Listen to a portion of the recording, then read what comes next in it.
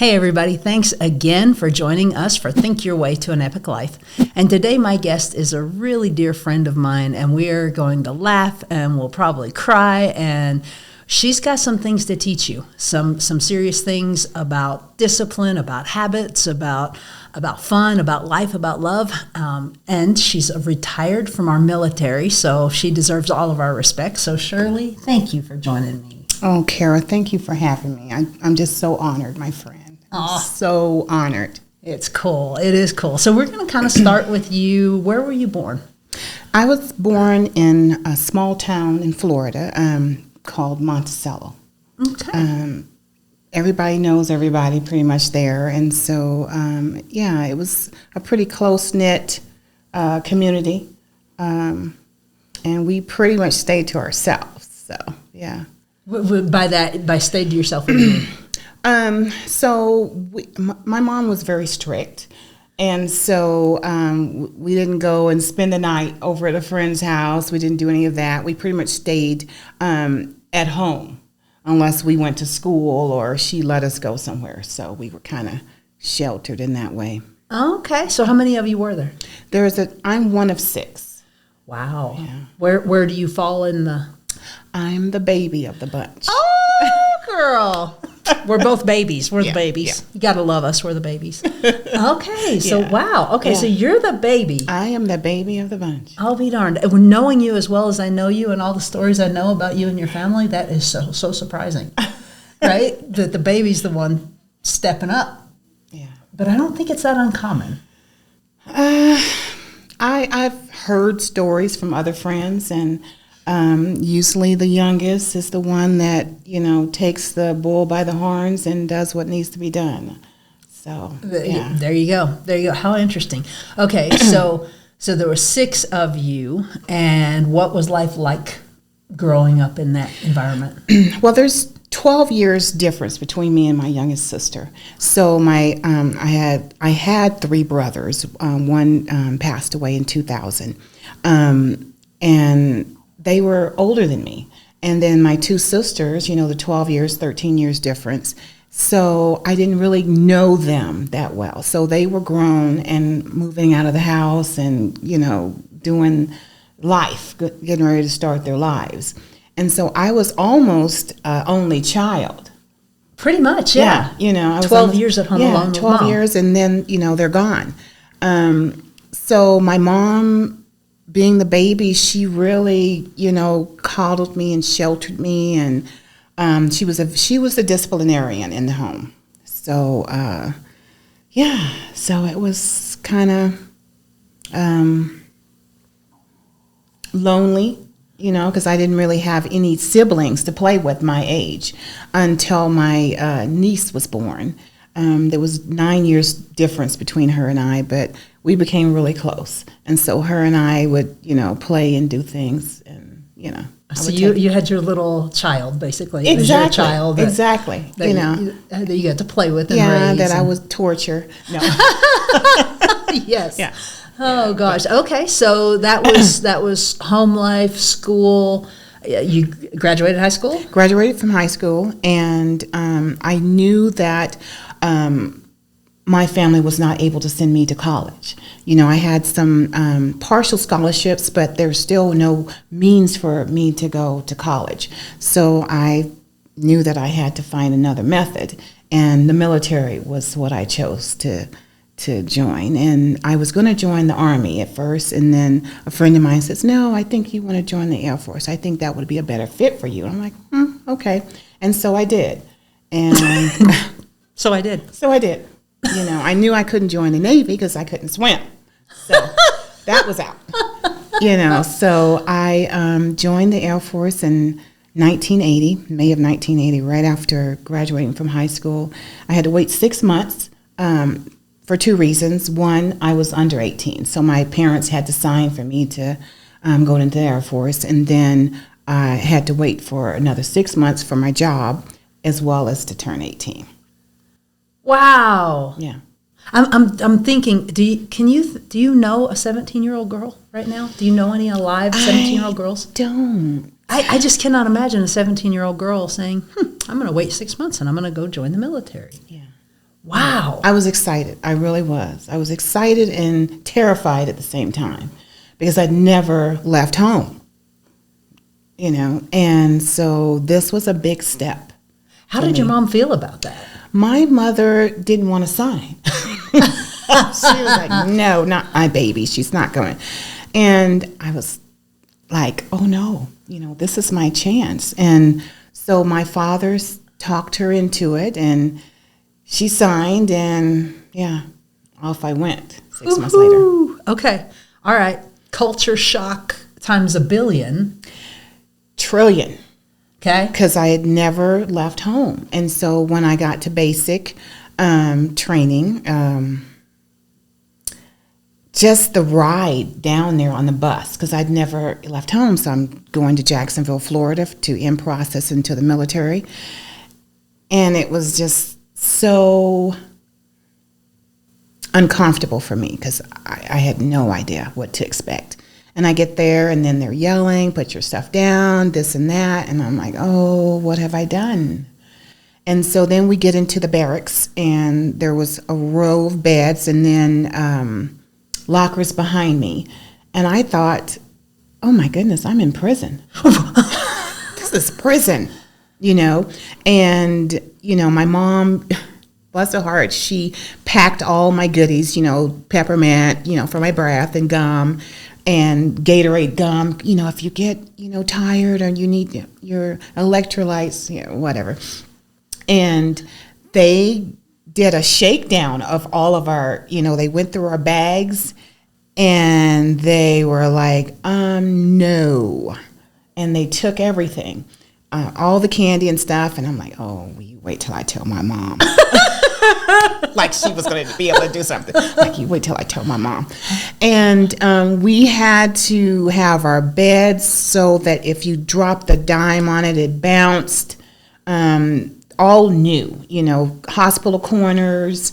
We had a log of how much money we had to carry. We had to, keep track of that, and everything. Our shoes and stuff had to be displayed a certain way. So it was a shock for me. Yeah. Like completely. This is what I used to do. This is my, and now like 180 degrees, I'm doing completely different. Yes. And did you have anybody that you got close to? Was there, or were you alone? I was pretty much alone. After the 8 weeks, I'm thinking, it was 8 weeks. You become close to some of your, comrades or what have you. The people that's in your group. But you're still pretty much alone, I thought. You've got to do this. They can't run for you. They can't pass the test for you. You have to do what needs to be done. And, I came in where we had to crawl under the barbed wire, and we had to go across the ropes on this under this, above this nasty water. And if one person faltered, you all fell. And so that taught teamwork.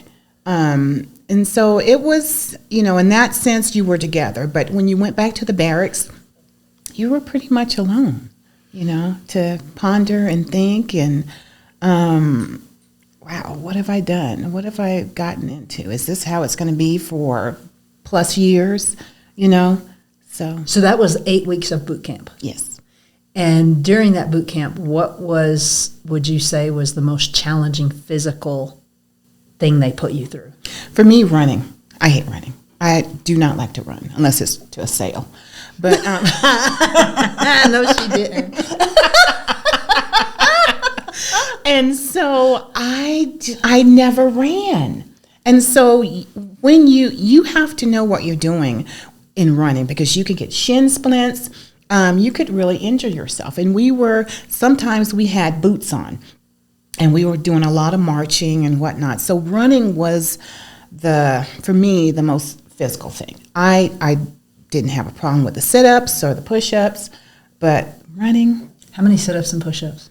You were timed. and I forget how many you had to do in a certain amount of time. Got it. So you had to be timed for the push-ups and sit-ups, and you was also timed for your run. So were they knee push-ups or foot push-ups? We were able to do knee push-ups. Yes. Yeah. Okay. All right. So you get through 8 weeks and you're afraid that this is your career for years. You're thinking it's going to be the same as boot camp the whole time. Yeah. And nobody told you any different. No, it wasn't, it was like, this is, the yelling and, this and that. And I think it was just to get you to think on your feet. Okay, what if you are in a situation, what are you going to do? You're not going to call, Mom, you're not going to be able to do that. You're going to have to analyze the situation and figure it out and get it done,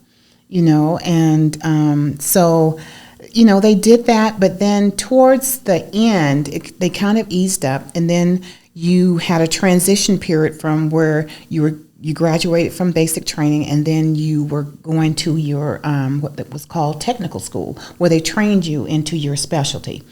And it was kind of laxed compared to basic training. And I was like, wow, okay. So then you got a taste of what it was going to be like in the military. And so technical school for me was in Colorado. And a little funny story, I thought, I can continue to run. I wanted to, stay fit. Well, Colorado, the altitude is totally different. Not to mention it was cold. So I go out there to run and I almost got frostbitten. Not to mention I couldn't hardly breathe because of the altitude. And I'm like, I don't think this is what I'm going to be doing. I think I'll stay inside in the gym.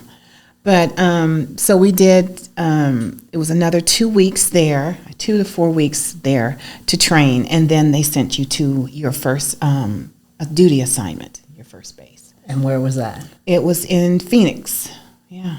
Oh my gosh, you went from Colorado to Phoenix. Talk about day and night different altitude and humidity hot. Very hot. Temperature. And of course, young, no car. So I was in supply, so I had to walk from my barracks over to, the dorms now, but to the dorms, from the dorms to my job across the flight line in 100+ degrees weather. Yeah. So you could probably just throw an egg out there on the tarmac and it would fry. That's how hot it was. And you were in full gear. Full gear. Full BDUs is what they're called. BDU. Battle dress uniform. So it's the fatigues. Yeah. And it was hot. Yeah. Okay. So. All right. So your specialty is supply. Yes. You're now in Phoenix. Yeah. You're adjusting as much as a human can to the heat. What did you think of the job? I loved the job. I did. Once I figured out what I was supposed to be doing and what the big scheme or the mission was, because what we did was we ordered supplies not just for the airplanes, but also for all the units on base. We had a unit called individual equipment where we had all of the uniforms and stuff for the special, like the police officers on base or pararescue or whoever they needed, jackets and flight jackets, all of that. So we were responsible for that, as well as making sure that the planes kept flying. So they needed parts, and we sourced them and got them their parts, as well as kept all the documentation. And so that was my first assignment. I was in the dungeon, they called it, and we got all the documents, sorted them, and filed them of all the transactions of the purchases. So this reference will mean nothing to anyone under the age of 40 probably, but so you were radar. Yes. Exactly. Exactly. Okay. All right. Makes a lot of sense. So you were everybody's best friend. Yes. Everybody liked the supply person because they knew that we knew where the stuff was and how to get it. Uh-huh. Yeah. So, hey, how about a bottle of... Yeah, exactly. Uh-huh. Okay. Except for I was too young at that time to drink. But you weren't too young to get it for other people. Yeah. Doing all that. That's very interesting. Okay. Yeah. So how long were you at that at that unit? So I was there for, I was there for about 3 years, and then I got an assignment. Well, I got a partial assignment to Saudi Arabia. So I left there. It was called a temporary duty assignment. So I left there and went to Saudi for about 3 months, and that was an eye opener, because we as women had to adhere to their customs. So when we went downtown, we had to have male escorts, and we had to walk behind them as well as be covered. So, this would be fine, but this would not. So we wore what's called abayas that covered everything from the neck down to... Did you have to wear the head thing? We did not have to wear the head thing. So we had to wear that when we went in town. We couldn't drive on base. We couldn't drive, period. And it was different. Wow. So how did that impact your thinking about how incredibly blessed you are to get to live in the United States of America? You don't realize how blessed you are and how spoiled, I want to say, we are until you go over to another country and see what we would consider, oh no, are you serious? I'm not doing that. And that's their everyday life, especially women. And it was a shock. When I came back, I literally got on my knees and kissed the ground. I was so glad to be back. Because it was a different perspective on life there for me. Absolutely. Yeah. It's so crazy. I think about it very frequently, how fortunate that I am that I was born in America in this time. Yes. There's no limits. Yes. There's no limits. There isn't. Other countries. There's limitations and, crime over there. They would, if you were a thief, so you went and stole something, whichever hand you stole with is the hand that you're going to lose.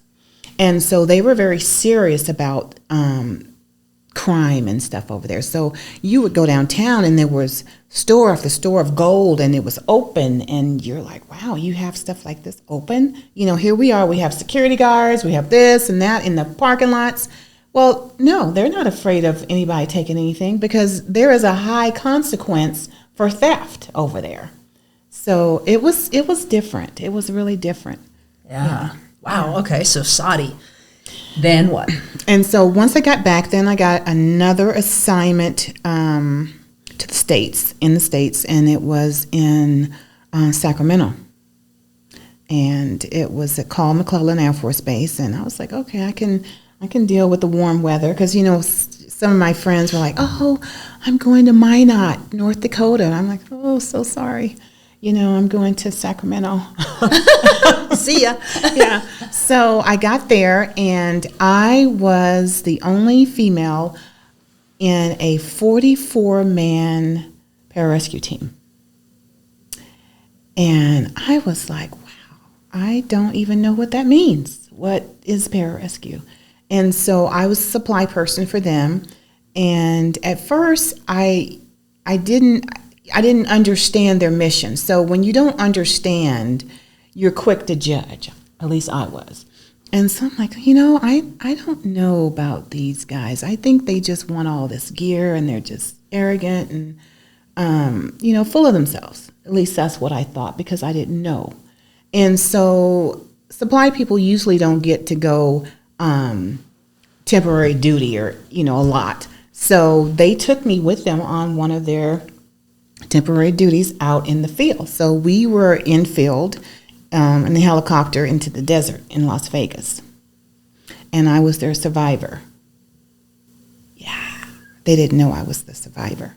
And so I was told to make their lives miserable. Well, okay, I can do that, right? So, we had to go from one point to another, and I had all the gear that I was responsible for getting them. I had the backpack, I had the Gore-Tex gear, I had the socks and the boots and all of that, and the MREs, meals ready to eat. And I'm like, oh my gosh, you eat that, but it's full of protein and it's what they need to, get to where they need to go. Well, I was fine, hiking to where we needed to go until the temperature dropped. Night fell. And I don't like to be cold. So I was freezing. My feet was cold. I had everything on that they issued me. I was even in the nice sleeping bags that we bought for them because it had to be go down to a certain temperature. The socks had to be, certain socks. And I had everything on, and I was freezing. So here comes the whining. And I'm like, okay, look, you're supposed to be taking care of me. I'm the survivor here. I'm going to die of hypothermia. You cannot let me. I just poured it on. And they were like, oh, would you just shut up? And I'm like, no. And so I had eyed one of the guys. They're called muckalucks. They're really plush, warm boots. And I said, well, I want your muckalucks. He says, no, you're not going to get them. I'm like, oh, really? Okay, so I just complain and I whine, oh, I'm going to die, and you're just going to let me die. I'm supposed to be the survivor. And he says, okay. And, he gave me his boots. Well, I was, they came and got me the next morning, and, needless to say, they were glad to see me leave. And I forgot to give him his boots back. Yeah, so. Oh. So to this day. Do you still have them? No, I don't. No. But he, I see him and I remind him of it, and he's like, okay, yeah, whatever. That didn't really happen. I'm like, yeah, it did. So you're still friends to this day? We are still friends today. Okay, so how many years ago was that? So that was back in 84. So I got there in 84, and I stayed there for 4 years, where I met my husband, and we got married in 88, October of 88. And he got his assignment first, and then I followed him. Okay, so you just real glossed over the fact that that you met your husband. And who was he at the time that you? So my husband was the NCOIC of the pararescue team there. Yeah. Which means? He was over the unit, and he was over me. Uh-huh. Yeah. He was like the big dog. Yeah, he was. There's one woman amongst 44 men. Yes. And you married him. Yeah, pretty much. That's awesome. That is so awesome. Yeah. So you're still friends with the guy that you stole his boots almost 40 years ago. Yeah. Well, how do you maintain a friendship like that? And I told them, I was there for 4 years, and after I got back from that assignment, the desert with them, I made a promise to them. I said, whatever you need, I said, you get me back to civilization and pizza. I'll get you whatever you need. Because I understood. Right. I understood why they needed what they needed and when they needed it. And so I got back, and, they said, well, we need this, and this. And so I told them about unfunded requirements. They knew about it, but they didn't know how to get from A to B. So I know how that we have this amount of funding, but how do we get all of the stuff that we want funded? And so I got them from point A to point B.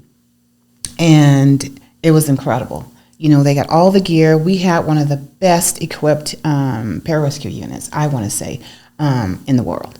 And so we didn't keep it to ourselves. We went to a base in Florida, Eglin, and some other supply people came, and I showed them what I did. And it helped them to get the same equipment for their guys. So it was a great 4 years there, and being there set the tone for the rest of my career. It's not about 8 to 4 or 7 to 4. Okay, so what if you have to go from 7 to 12? 7 to midnight. You do what needs to be done, and you go above and beyond, not because someone told you to, because you want to, because that's working with excellence. And you try and leave the place better than when you found it. And I like to think that I did that. It sure sounds like you did. Yeah. It sure sounds like you did. So what, a pararescue unit, For the average person, you're in the middle of a war, and the war is down here on the ground, and all hell is literally breaking loose. And somebody like your husband jumps out of a freaking plane and goes right down into the mess. You know, they're the ones that you want to save you. That's how, I was truly amazed at how capable and what they can do. Their motto is that others may live, so that others may live. And they put their lives on the line. Yeah. For others. Just getting to the ground. Just getting during to the a war. ground. Like if I'm the enemy, I see this dude coming. Right. Yeah.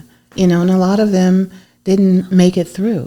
They took a lot of enemy fire, and there's just so many stories on that end. But I can only speak from my husband's perspective, and from just being the supply person, seeing their capabilities is just amazing. And they beat themselves up. Jumping out of airplanes. Can you imagine the impact it has on your body? They have to stay physically fit, running, swimming, all of that to stay physically fit. So when they are called, they are ready to do what needs to be done to save that pilot or to save, whoever. And I was so honored to be a small part to help them get their jobs done. So when I hear you talk about your husband, Leif Arvidson, yes, I see something in your eyes that, like, it seems like you're still in love with that dude. Oh my gosh. Yes. It'll be 35 years next month. Our start, I wouldn't say was rocky. It started with him being deployed.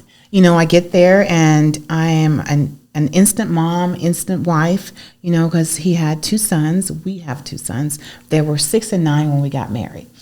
And I had no idea about being a mom or anything like that. And so it's still what I had to do, because their dad was deployed quite a bit with his job. And so it was just me and the boys. And so he's an extraordinary man. He's got a kind of dry sense of humor. But what he did for us, me and the boys,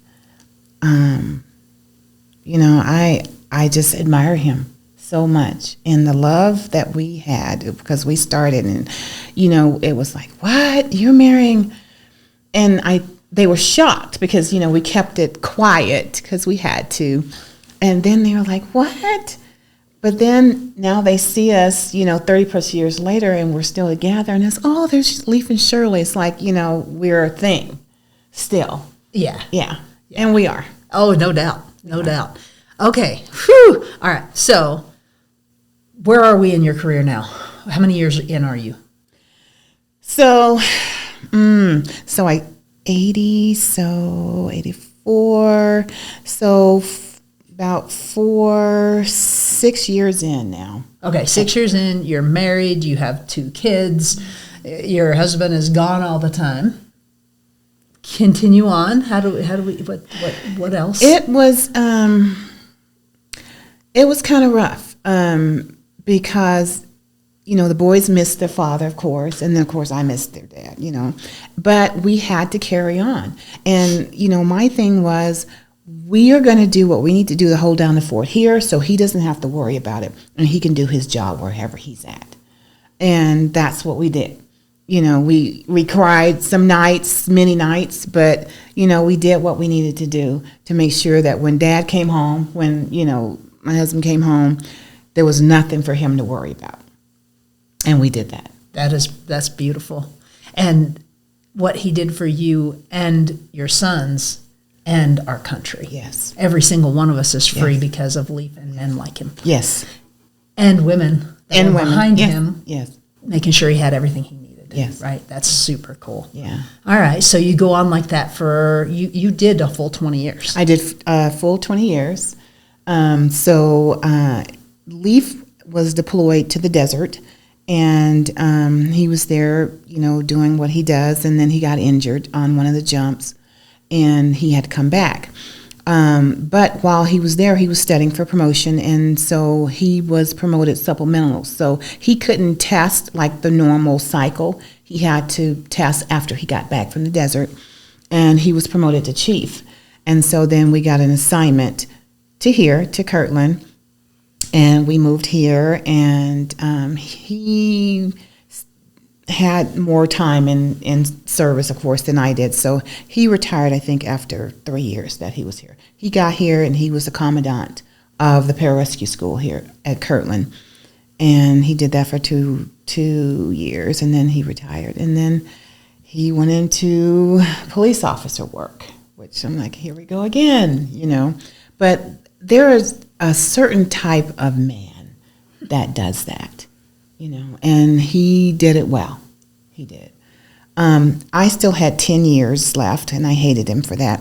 But no, I still had, you know, time to, a lot of time before I retired. So we had the kids in high school, so I volunteered for special duty assignments. So those are assignments where I was the only person responsible for, say, the budget or this, you know, and I realized after working in pararescue that I liked working alone. I'm responsible for this, and if something goes wrong, well, whose fault is it? It's mine. When you have others to depend on, you know, sometimes things can fall through the cracks, but nothing against working in the office environment, but I knew that that's how I thrived and that's what I like to do. And it was a special assignment. I worked with joint forces, all the services, and they were ramping up, and I was responsible for getting them for like shredders to vehicles and also their budget. And I loved it. And so I was able to stay at Kirtland until I retired by doing that. Wow. And it was incredible. You know, one time we had to get a budget to the Pentagon, and I hand carried it there. You know, it was that type of job. That's cool. And some of the things, of course, I can't talk about, but I thrived in that type of environment where I had to figure out the puzzle for them and get them what they needed. So, and that's how I've, you know, carried on in the rest of my career. Shoo. Okay, so now you're retiring at 20 years. Your husband has been a cop in Albuquerque riding a bicycle in the bad part of town. Yes, yes. And he loved it. He says, this is the most fun I've ever had with my clothes on. And I'm like, okay. But again, it takes a certain type of person. That would not be me. No. But he would come home, and he was able to leave that at the door and be with me and our kids. And he didn't talk a lot about what happened.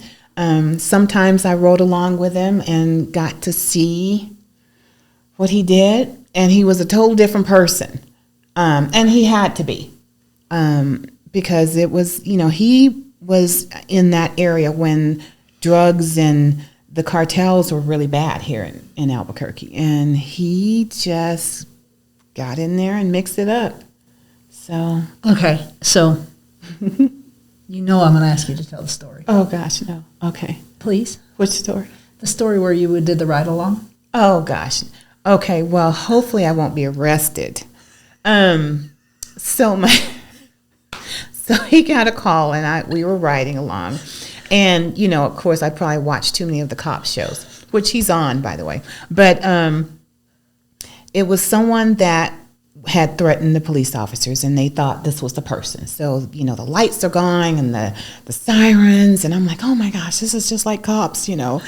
And he's like, oh, gosh. So he called for backup and pulled up at the area, and he tells me, stay in the car, and here's the spare, you know, gun. And I'm thinking to myself, which is probably not the right thing to do, right, to think. And he's like, you stay here in the car with the weapon. And I'm like, well, what if he gets past him and I'm a sitting duck in the car, right? Well, that was my thinking. So they go in, and I'm sitting there. I'm like, no, I'm not staying in the car. So I get out of the car with a gun, and I brace myself on the back, ready for whatever. I'll spread eagle, Charlie's Angels. Just like Charlie's Angels. They had nothing on me. And my husband comes out and like, what are you doing? And I'm putting it nicely. And I'm like, why are you so upset? I had your back. Get in the car. Do you realize this could be the headline? Police officer's wife shoots an innocent bystander. And I'm like, what? I wouldn't shoot an innocent bystander. Get in the car. So that was my last ride along. I don't know why. I don't know why he didn't invite you back. Yeah. But, oh my gosh, the look on his face was priceless, like sheer terror. But then he was angry at the same time, and I was like, but I had your back, honey, all the time. And he's like, yeah, get in the car. Oh, so, gosh. But anyway, but we have those stories, him and I. Tons of them. Tons of them. And that's how our life has been since we met. That's amazing. Yeah. So you said early on when we were talking about your younger life, how there was no chance for you to go to college. Did that dream ever get revitalized? It did. Let's see, 2000, I got my bachelor's. 2001, I got my bachelor's. No, 2002. And then in 2019, I got my master's. So talk about it. And it took a while, but those years were years of us traveling, the kids growing up, sicknesses, deaths in the family. And I just, I told the boys, I said, well, I'm going to be an example. I said, you finish what you start. I may not use it, but I'm going to finish what I started. And they were like, wow, we're so proud of you. And so, yeah. So what do you have to say to our listeners who are saying, I'm 50 now. Why should I? As long as you're on this earth, you can do. Don't squash your dreams. Until your last breath, it is possible. That's what I say. Do it. It's never too late. How did it feel? What is your master's in? It's in business. So how did it feel when you got your MBA? I cried because all of the struggles and all of the things just rushed, just flashed through me. And I was like, wow, I did it through all of that. So if I can do it, anyone can do it. That's it. One foot in front of the other. Yeah, and it's the mindset. Don't let anyone squash your dreams. Don't let anyone tell you what you can't do. So when someone is trying to squash your dreams and tell you what you can't do, even if they're family, how do you handle it? I smile. Okay. And I move on. No, I'm sorry. I just put up the no negativity zone flag. There you go. So how do you stay so positive? My faith, it has just been a great journey and it's just so, I'm just so grateful and thankful to know that I'm not in control of it all. Yeah. I'm not. And so when I have that perspective, you can't help but have that joy and peace. Oh, there you go. There you go.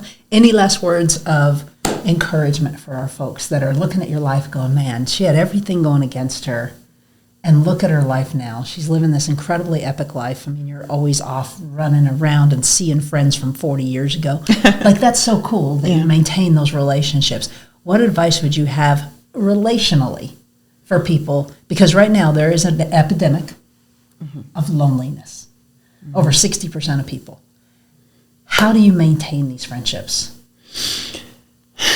Just be present. Sometimes, we're in the, I'll send them a text or, call them. Hey, you're on my mind. How are you doing? and just be present for them. And it's not a big elaborate gesture of, just, hey, I was thinking about you. And what about this? Write a letter. I still write letters. Just let them know that you're thinking about them and that they matter to you. And that's really all that you need to do. I love it. You matter to me. Thank you, guys. Thank you.